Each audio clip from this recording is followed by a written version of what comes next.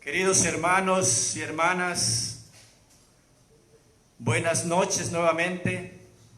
Estamos aquí dándole continuidad a este curso taller llamado Discipulado. Ya muchos me conocen, mi nombre es Ubeimar, conocido en la Renovación Carismática por el hermano Ube, y voy a dar inicio con este tercer tema de este taller. Ayer estábamos hablando del llamado. El maestro te llama fue el primer tema. El maestro nos llama desde la eternidad. Nos llama para seguirlo a él. Luego vimos el segundo tema que se llama la comunidad del discípulo. Es decir, después de que Dios nos llama desde la eternidad, desde cuando estamos en el vientre de nuestra madre, nos llama para una misión específica, decíamos ayer, para una misión específica. Luego, cuando escuchamos ese llamado de nuestra mente, de nuestro corazón, y decidimos subirnos a la barca de Jesús, a caminar con Él, a estar con Él en las buenas y en las malas. Él nos pide que tenemos que integrarnos a una comunidad. Decíamos en el tema 2 que la comunidad es el mejor espacio para crecer. En esa interrelación que hay con los otros hermanos es como nos vamos perfeccionando cada día más y más. Hay veces que los hermanos tienen un temperamento muy fuerte y nos lastiman y es incómodo estar en la comunidad. Pero ahí vamos a ir creciendo en ese roce, en esa comprensión, en ese entendimiento y en esa corrección fraterna del hermano que tiene que ir cambiando. Hoy en este tema se llama el proceso de formación del discípulo. Todo discípulo tiene un itinerario de formación. Es un proceso que tenemos que llevar. Nadie es abogado, nadie es contador sin antes haber tenido un proceso desde el preescolar, primaria, secundaria, universidad, etc. Es un proceso, a eso le llamamos proceso. Cuando nosotros no respetamos ese proceso, hay veces que nos pasa, como dice la madre Evangelina, como el sapo. Nos inflamos, pero como no pasamos el proceso, reventamos, porque no seguimos ese debido proceso del discípulo. En este tema vamos a comprender que la configuración con Cristo, que en esa configuración con Cristo, el discípulo iniciará ese proceso de formación y conformación continua. Esto nos va a permitir abrirnos cada vez más al amor de Dios y al amor a los hombres. En ese proceso es como vamos a irnos enamorando de Jesús en ese caminar. Y ayer decíamos, si decimos que amamos a Dios y no amamos a nuestros hermanos de la comunidad, seríamos unos mentirosos. Se refleja que Dios amamos y que Dios nos ama cuando empezamos a amar al hermano en la pequeña comunidad. Y en el documento de Aparecida, Brasil, que surgió ya en el 2008, en Aparecida, Brasil, viene el itinerario de un discípulo. Y el primero, uno de los aspectos del proceso de formación es el querigma, el encuentro con Jesucristo. Ese es el primer proceso. Nosotros cuando vivimos ese proceso querigmático, nos damos cuenta que como Dios nos ama y que no podemos experimentar ese amor por motivo del pecado, pero que Dios nos ama y que solo Jesús puede llevarnos a esa conversión. Y vemos en los diferentes pasajes de las Sagradas Escrituras ese anuncio querigmático. Ese es el centro de los 4 evangelios, el anuncio del querigma, el anuncio de la buena nueva.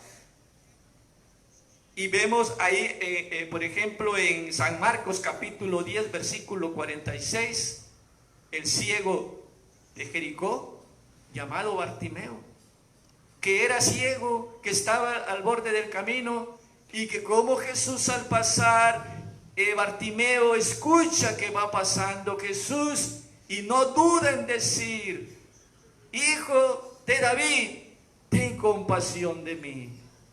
Cuando brota de nosotros ese grito de necesidad, ten compasión de mí, hemos iniciado ya ese proceso de conversión. De igual manera podemos ver en el Evangelio de San Juan capítulo 4 el pasaje de la samaritana. Cómo la samaritana llevaba una vida del mundo, pero su primera experiencia fue a traer agua. Y Jesús se hace el encontradizo porque Él, el omnisciente, sabe de lo que necesitamos, y entonces Él sabe que esta mujer necesita alguien que no sea el séptimo marido. El séptimo en las Sagradas Escrituras es plenitud. Ella necesita vivir una vida plena que lo ha buscado en los hombres y no lo ha encontrado. Esa es la primera experiencia querigmática, el encuentro con Jesucristo. Tú y yo, si ya vivimos ese encuentro, ya hemos empezado a subirnos a la barca. Si es primera vez que estás escuchando este tema, ánimo hermano, ánima hermana.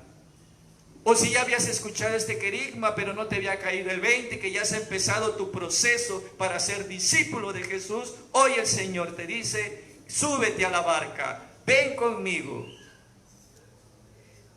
El segundo aspecto es la conversión.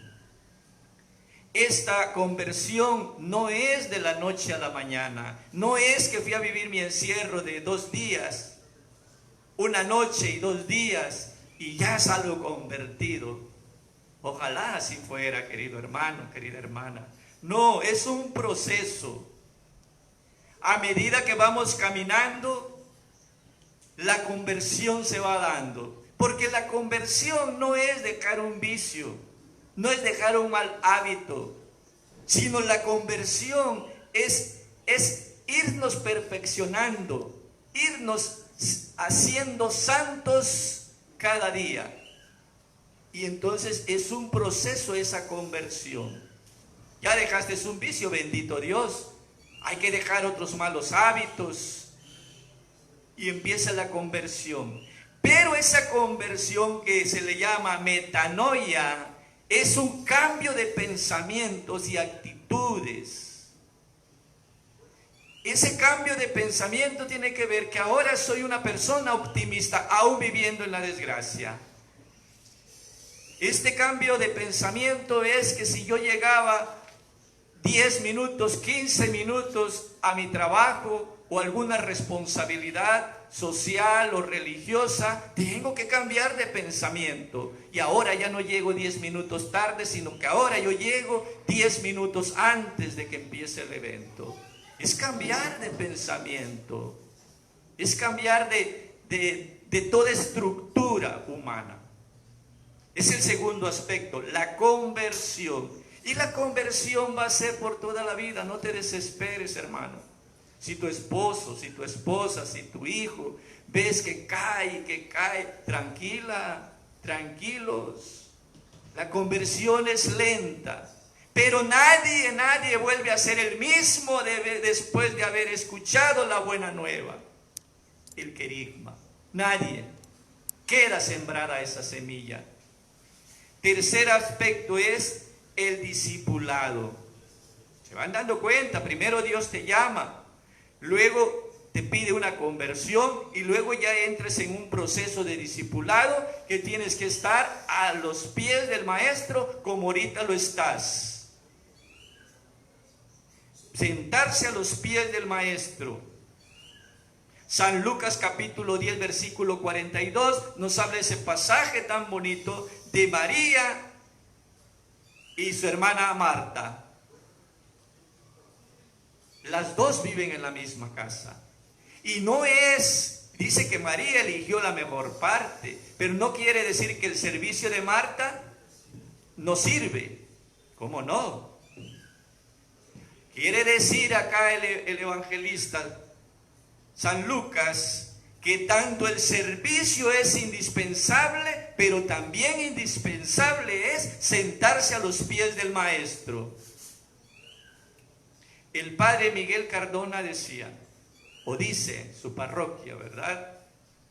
Todos están obligados a formarse. Hasta aquel hermanito que le toca vender frijol en la entrada de la iglesia, tiene que formarse, porque si no, no entiende el motivo del por qué está vendiendo los frijoles, y entonces lo asume como una responsabilidad del mundo. Tenemos las dos cosas, tenemos que hacerlo. Tú eres del ministerio de canto y música y eso no te exenta para no formarte. Tú eres del ministerio de higiene, de limpieza, eso no te quita la oportunidad de formarte. Tenemos que formarnos a los pies del maestro. El siguiente aspecto del proceso de formación es la misión. Solo y después que eres discípulo puedes misionar. Si tú nunca has estado a los pies del maestro, a los pies del maestro, para que él te enseñe que todo desde el libro del Génesis hasta el Apocalipsis te habla de él, tú no puedes ir a misión. Primero discípulo y luego apóstol. El maestro es muy exigente. Jesús es muy exigente. Y el problema de nuestra iglesia es eso, que hay muchos apóstoles y todo mundo quiere ser apóstol de la palabra, pero nadie quiere ser discípulo. Nadie quiere ir a recibir el taller, nadie quiere ir a recibir el curso. Hoy este es su curso formativo. ¿Y cuántos están ahorita formándose con este curso? Hoy no tienes que moverte de tu casa. Hoy no te está costando ni un centavo. Hoy el Señor ha demostrado su misericordia y llegó, rompió barreras y llegó hasta tu casa. Puede ser que lo estés viendo en toda comodidad, hasta acostado en un sillón, viéndolo y escuchándolo. Se vale, hermano. Lo importante es que te formes. Entonces, luego dice la misión: vayan por todo el mundo y proclamen el evangelio, proclamen la buena nueva.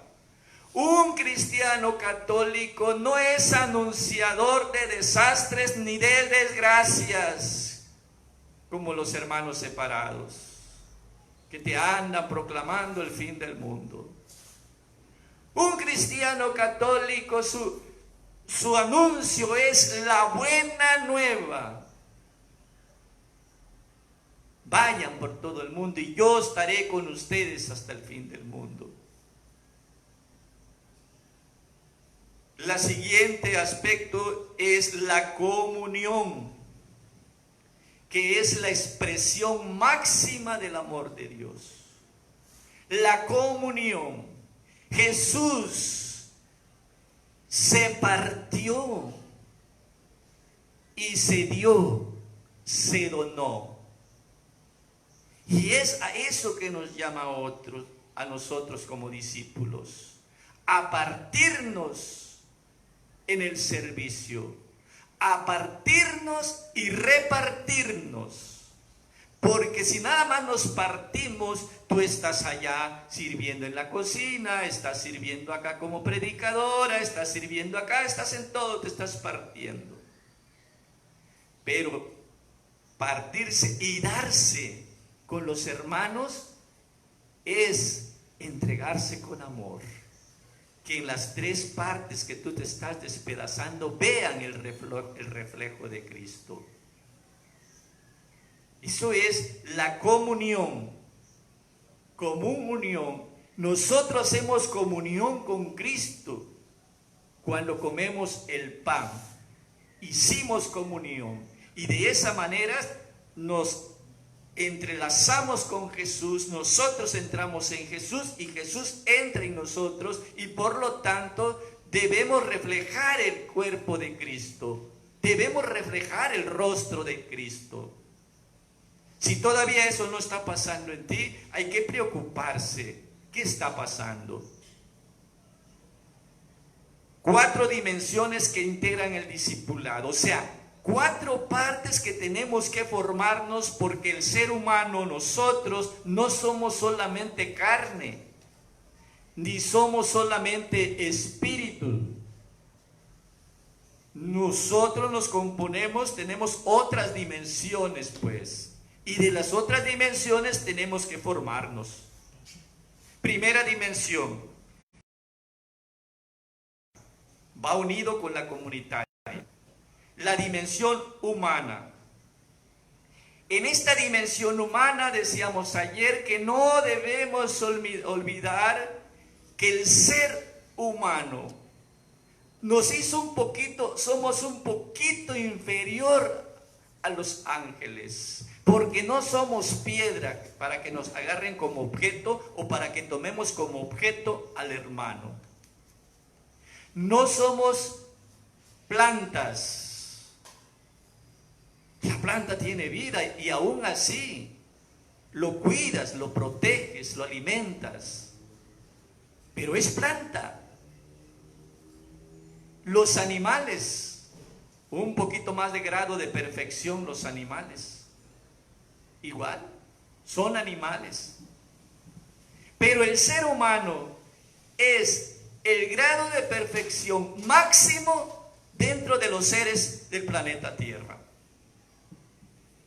Por lo tanto, es un poquito inferior. Tenemos que tratarnos como humano. Yo tengo que ver esa parte humana, el humanismo. El humanismo interfiere en muchas cosas, hermano. Hasta para darse un saludo, cuando saludes a tu hermano, mírale a los ojos. Y si le vas a escuchar cómo está, pregúntale, ¿cómo estás, hermano? Si no lo vas a escuchar, ¿para qué le preguntas? Nada más dile, cuánto gusto me da saludarte, hermano. Pero mirándole a los ojos, que en tu rostro se vea el rostro de Cristo. Trátalo como humano, no como una cosa. Hola, ¿cómo estás? Sigues tu camino. No. La dimensión humana, todo lo que sea la parte humana, tenemos que trabajarlo. La parte humana entra la buena alimentación, el ejercicio, eso es parte humana que hay que trabajarlo. La segunda dimensión es la parte espiritual. Como somos ser espiritual, también tenemos que formarnos en la parte espiritual. Y cuando ya vivimos esa experiencia del bautismo en el Espíritu Santo, que vuelve a activar el Espíritu que ya llevamos en nuestro bautismo, entonces vivimos una vida en el Espíritu. Eso es, y hay que cultivar. ¿Y cómo se cultiva la vida espiritual? En oración y yendo al Santísimo cuando menos una vez a la semana. Es formidable, esa experiencia maravillosa. Al principio sientes que es muy pesado. Yo y mi esposa hemos estado llegando los miércoles de 12 a 1 de la mañana, que nos invitaron aquí en la Misericordia, y estamos de 12 a 1 de la mañana con el Señor. Al principio lo sentí yo pesado, pero se siente que el tiempo se va de volada, y luego estás tan ilusionado con Él que después ya no quieres salir. eso, cómo alimentar el espíritu, meditando la palabra del Señor, meditando su palabra. La siguiente dimensión, la dimensión intelectual. Nosotros los cristianos católicos tenemos maravillosa magisterio, maravillosos documentos de la iglesia, donde se refleja esa capacidad intelectual de sacerdotes y de laicos y laicas, con un estudio profundo. La dimensión intelectual hay que cultivarlo primeramente con la palabra de Dios, leer la palabra de Dios, la lección divina de la palabra de Dios, leerlo, meditarlo, hacerlo oración. Eso nos va a ayudar. Luego irnos metiendo en el estudio del catecismo de la iglesia. Estudiar el catecismo de la iglesia. Luego estudiar el Vaticano II. El documento de Vaticano II. Estudiarlo, conocerlo, de qué se trata. La siguiente dimensión es la dimensión pastoral. Es decir, que nosotros, y ya decíamos que la pastorales son las pequeñas comunidades, la dimensión pastoral es la colaboración fraterna. Desde mi familia, mi esposa, mis hijas, colaboración fraterna, de fraternidad, de amor. Después de eso llevo mi vida a mis pequeños grupos de oración o pequeñas comunidades, y vivir, colaborar en fraternidad. Luego estás en tu pequeño grupo de oración, vamos a colaborar en fraternidad a nuestra parroquia. Las demás pastorales que existen dentro de la parroquia no son nuestros enemigos. Cada quien lleva una línea, una espiritualidad distinta, pero con un solo objetivo: encontrar a Jesús, vivir en Jesús. Por lo tanto, debemos de vivir en fraternidad. Y luego, después de tu parroquia, vivir en fraternidad con la diócesis de Tuxtla. Vivir en fraternidad, vivir en el amor. Y luego va a haber un congreso a nivel nacional. Bueno, vivir en fraternidad a nivel nacional, o va a haber un congreso mundial. Bueno, vamos a vivir esa fraternidad. No pudimos ir a Roma, bueno, pues vamos a verlo de la tele, vamos a orar por ese movimiento, ese encuentro que se esté llevando. Vivir en fraternidad. Esas 4 dimensiones tenemos que estarlo cultivando como discípulos. El discípulo es llamado a la santidad, decíamos el día de ayer. ¿Para qué nos llama Jesús? Para que vivamos en santidad. Y para vivir en santidad se requiere de algunas cosas. Adherirse al Maestro. Dice en el Evangelio de San Juan, capítulo 15, versículo del 5 al 8. 15 del 5 al 8.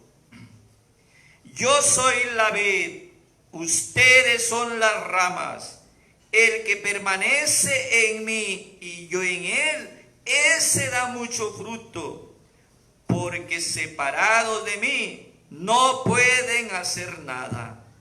El que permanece en mí, el que no permanece en mí, será echado fuera, al igual que la rama seca, que luego se recoge y se arroja al fuego y se quema.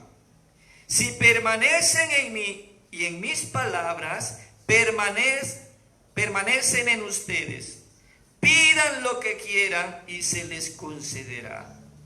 Mi Padre será glorificado si dan muchos frutos y son discípulos míos.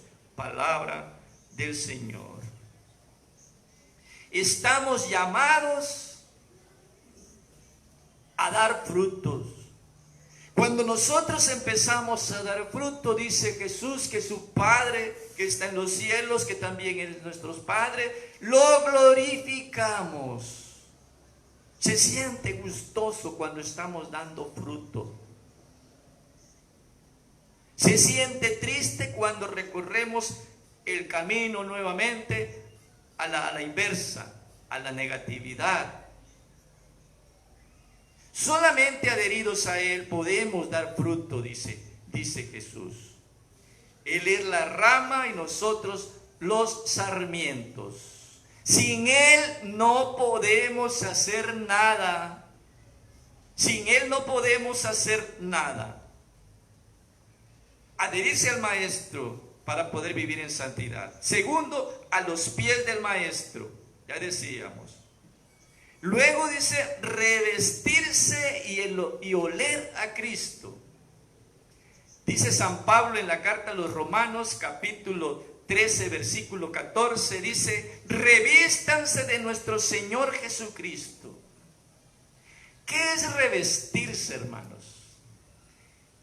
En la cultura griega, cuando empezó a surgir el teatro, cuando iban a representar un personaje, hacían la cara de plástico referente a aquel personaje y se mandaban a hacer su traje de acuerdo a aquel personaje. Era revestirse, y entonces cuando ya entraban en el escenario, en la obra, pues todo el mundo se reía o se admiraba de tanto parecido de ese personaje que estaba hablando como el personaje real. Aquí San Pablo nos habla también de ese revestimiento. Nosotros entonces debemos de tener, como en el teatro, pero aquí no es teatro. Aquí nosotros, nuestro rostro se debe transformar en el rostro de Cristo Jesús. Nuestra vestimenta espiritual y nuestra vestimenta física debe ser parecido al Maestro. Revístanse de nuestro Señor Jesucristo, le dice San Pablo a los romanos. En 2 de Corintios capítulo 2 versículo 15 vuelve a hablar San Pablo. Dice, nosotros somos para Dios el buen olor a Cristo. O sea, no solamente revestirnos de Cristo, ¿verdad? Ese personaje en la antigua Grecia se revestían de ese personaje, pero no olían a ese personaje. Pero nosotros los cristianos debemos revestirnos en el mismo espíritu que se revistió Jesús, en el mismo espíritu de Jesús. Pero luego también, gracias, pero nosotros sí no podemos nada más revestirnos, sino que debemos oler a Cristo. Que cuando nosotros vayamos caminando a un lugar, en el mercado o en un evento deportivo, la misma gente diga, huele a Cristo, este hermano algo tiene en su rostro, huele a Cristo Jesús. Debemos oler a Cristo. Agradables pues, un olor agradable. Y el olor se manifiesta en tu rostro. Oler a Cristo se manifiesta en tu rostro. El olor a Cristo se manifiesta en tu forma de hablar. El olor a Cristo se manifiesta en cualquier actitud que hagas. Se manifiesta el olor a Cristo.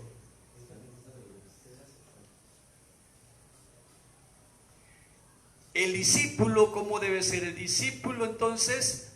A la manera de Jesús. ¿Qué dijo Jesús? Vengan y vean. Así les dijo los primeros discípulos. Vengan y vean.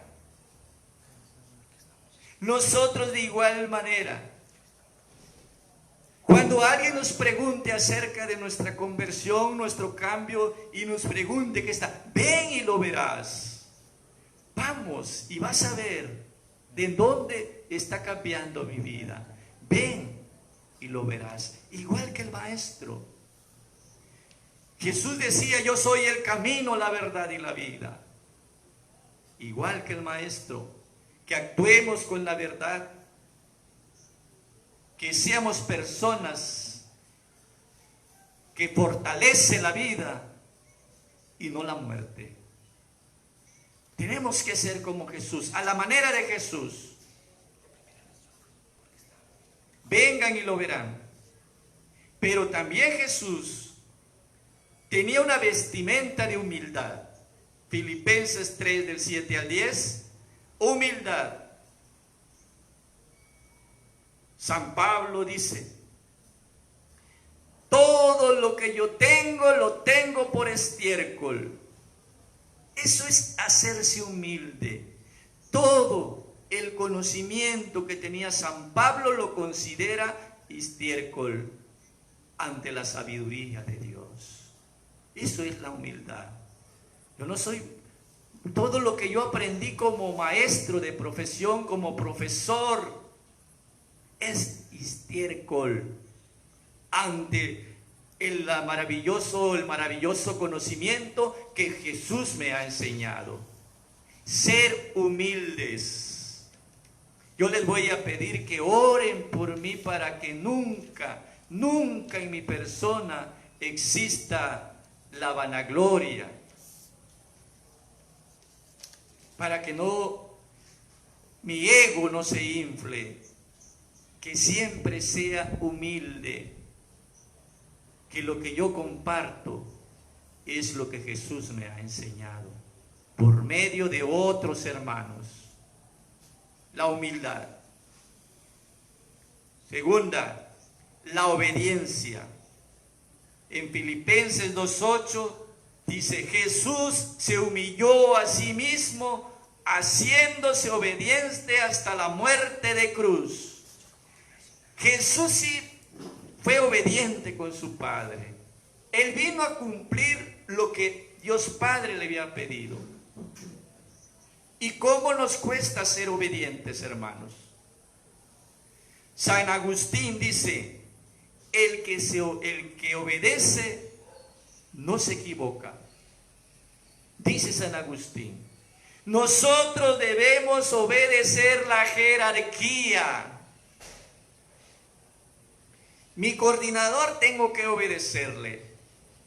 Aunque mi razonamiento diga que parece que está equivocado, que no es el camino correcto, yo voy a obedecer. Porque Jesús me ha enseñado a ser obediente. El que obedece no se equivoca, hermanos.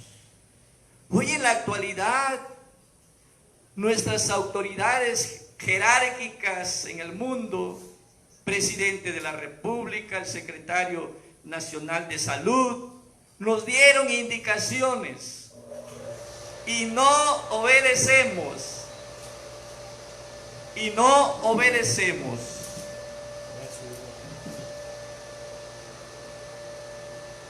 No obedecemos, queridos hermanos. Tenemos que ser obedientes con nuestra jerarquía. Son autoridades. Ayer pasó en la noticia que Oaxaca y Chiapas son los que menos obedecieron de quedarse en casa. Después vamos a llorar. Nosotros obedezcamos. Yo no sé si él está equivocado, señor de salud. Yo no sé si el presidente está equivocado, pero yo voy a obedecerle a él, porque él es la máxima autoridad política y social en mi país. Sencillamente por eso.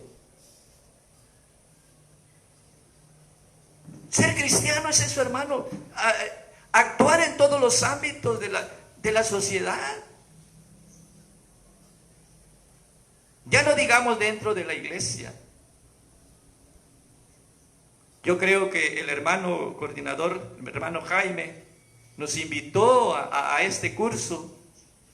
¿Y cómo somos de obediente?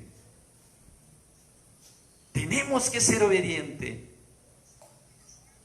Yo no sé si este era el curso adecuado o no lo sé, pero yo soy obediente a la jerarquía. Porque el que obedece no se equivoca, dice San Agustín, lo dice un santo. Y nos pone como ejemplo a Jesús, que fue obediente hasta subirse en la muerte de cruz. Sí, tercer aspecto, amor incondicional. El buen discípulo debemos de amar sin esperar nada a cambio. Y muy drástico el Maestro Jesús, amar a nuestros enemigos. Yo no voy a amar al que me ama, porque no tiene entonces nada de extraordinario. Voy a amar a todos y hasta a mis enemigos. Voy a amarlos. Siguiente, la personalización. Personalización. Es decir, ya lo hemos tocado, es tratar al otro hermano dentro de mi comunidad como un ser único y digno, porque es humano y por lo tanto no debo tratarlo como objeto, como como objeto, como cualquier cosa. No es una cosa, es un ser humano igual que yo. Por lo tanto, merece el trato digno. Se ve en los retiros, en los eventos, que los coordinadores cómo tratan a los hermanos. No son nuestros trabajadores, ni mucho menos son tus esclavos. Son igual que tú. La única diferencia es que en jerarquía estás un poquito más arriba. Eso es todo. Personalización y escucha. Esto es básico, hermano. Escuchar. Saber escuchar. Saber escuchar. Hay veces que con escuchar el hermano se sana. La mayor parte de nosotros, cuando alguien viene a pedir consejo, una palabrita ha dicho y nosotros le empezamos a hablar y hablar y hablar y hablar y hablar. Ese mismo hermano no sanó por tu palabra, porque él o ella nada más quería sacar lo que llevaba adentro. La escucha sana, aprende a escuchar. Y escúchalo no solamente con tus oídos, nada más que está escuchando aquí y tus ojos andan buscando cuija. Eso no es escuchar, hermano. La escucha es con todo el cuerpo, con atención, porque desde ahí va a sanar ese hermano y diga: por fin encontré una persona que me puso mucha atención de lo que yo quería expresar y me siento liberada, me siento sana, me siento sano, porque por fin alguien puso atención de lo que yo quería escuchar. Gloria a Dios. Sanaste a una persona solamente con saberlo escuchar. Esa parte es elemental. Cuando Jesús se convierte en el centro de nuestra vida como discípulos, entonces el discípulo se asegura de tener la certeza que Jesús es mi Señor.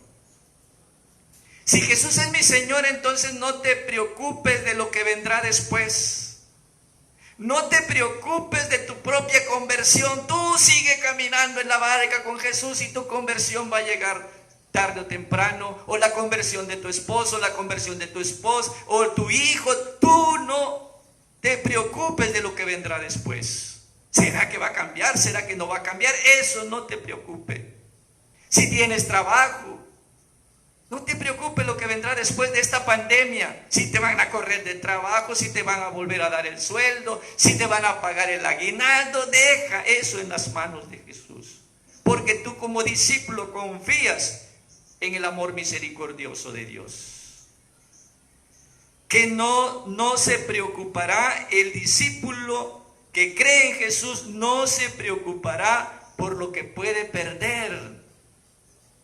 Que no te pongas a pensar ahorita, ¿qué va a pasar con esto? ¿Será que me van a correr? ¿Será que me van a bajar de puesto? ¿Será que me van a bajar mi sueldo? ¿Será que no me van a dar aguinaldo? No te preocupes lo que puedas perder. En el libro de Job, capítulo 1, versículo 21, dice: desnudo salí del vientre de mi madre y desnudo volveré a él. Dios me dio y Dios me lo quitó. Bendito sea el Señor. Job, no se preocupaba por lo que podía perder. Y de hecho, perdió muchas cosas.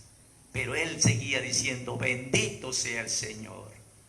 No quieras jugar a ser Dios. ¿Qué va a pasar después de esto? Tú confíate en Él. Dios en su profundo amor jamás enviará algún mal. Esto que estamos padeciendo, hermano, no es Dios que nos está mandando este mal. Nosotros debemos entender que lo que está pasando hoy no es más que consecuencias de mi pecado. Son consecuencias de tus pecados. Son consecuencias del pecado de la iglesia. Pero también son consecuencias del pecado social. Dentro de la sociedad, a mí me espanta de solo ver cómo 42 estudiantes lo hayan desaparecido y que hasta la fecha no se sepa nada. Y ese es un caso entre muchos, la desaparición forzada. Esos son pecados sociales, hermanos. Hacerse rico y más rico los ricos y los pobres cada día más pobres. Eso es lo que estamos padeciendo. Productos de las consecuencias del pecado. Pero Dios no manda ningún mal. Ánimo, que no te cambien tu manera de pensar que esto es un castigo de Dios. Dios tiene poder para sacar algo bueno de lo perdido. Claro, tenemos el pasaje de José el soñador del libro del Génesis, capítulo 37 al 50, hermano, léelo. Él puede hacer de las cosas malas algo bueno. Yo no sé qué va a pasar después de esto, pero que va a pasar esta pandemia.